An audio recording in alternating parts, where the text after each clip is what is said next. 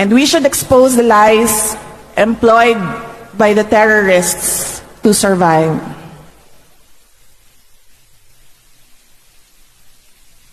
Yan ang ginagawa ni Franz Castro.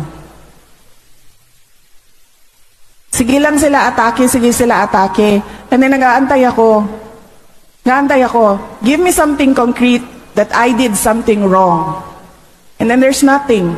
Wala. Pero, tuloy-tuloy pa rin yung atake nila in the hopes that yung lie, the lie that they are peddling, that I did something wrong, would take stock sa utak ng mga tao. Yan yung ginagawa nila.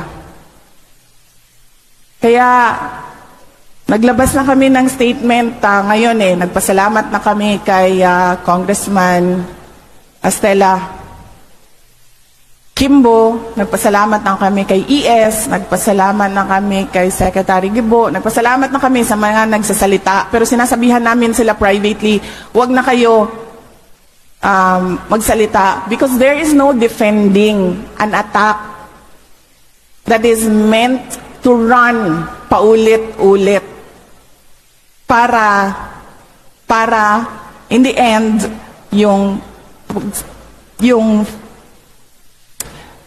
hindi totoo, maging totoo sa utak ng mga tao. Inaantay ko hanggang ngayon, araw-araw tinatanong ko, meron na ba silang naibigay na papel? Meron na ba silang na-file na kaso?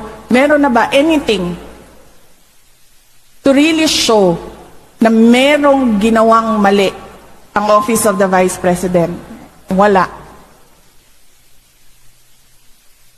Pero tuloy-tuloy pa rin sila. And then pag tinatanong sila, oh, but you took out words doon sa batas.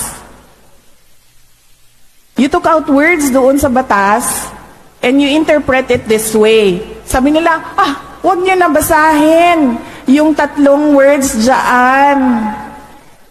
Basta makinig lang kayo sa interpretation namin. Yan ang ginagawa ni Franz Castro.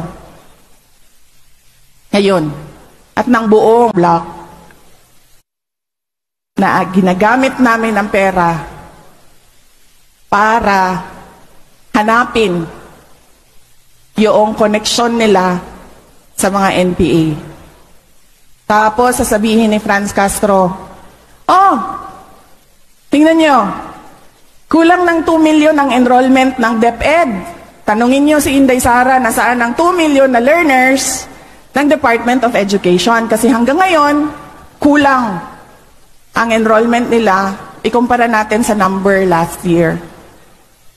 Pahanap niya sa akin ang mga bata na para bang kinuha ko yung mga bata na yan kung saan-saan. And take note, hindi ako yung may kaso ng kidnapping. Hindi ako yung may kaso ng human trafficking. Si Franz Castro, kinuha niya yung mga bata dyan sa Talaingod kasi ililipat niya doon sa Manila para mag-rally. Siya yung may kidnapping.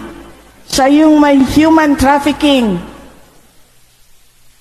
Hindi pa tapos ang 1 buwan ng pagbubukas ng aming klase. Pinapahanap niya sa akin ang 2 million na para bang kinidnap ko yan lahat at ayaw ko sila mag-aral. Yan yun.